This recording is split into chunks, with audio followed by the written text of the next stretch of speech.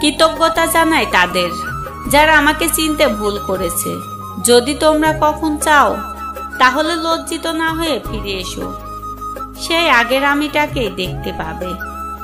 যাকে তুমি সাধারণ বলে ছেড়ে দেবে তাকে অন্য কেউ অসাধারণ বলে কাছে টেনে নেবে।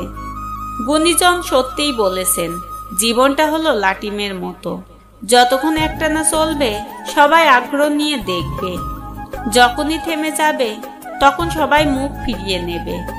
সমাজ মানে তো তুমি কবে ঠিক ছিলে সেটা নয়, তুমি কবে ভুল করেছিলে সেটা সবাই মনে রাখবে। মানুষ চিনুন, সবসময় সাবধানে থাকুন। যে মানুষ অন্যদিকে তাকিয়ে কথা বলে নিঃসন্দেহ সে আপনাকে ভালো চোখে দেখে না।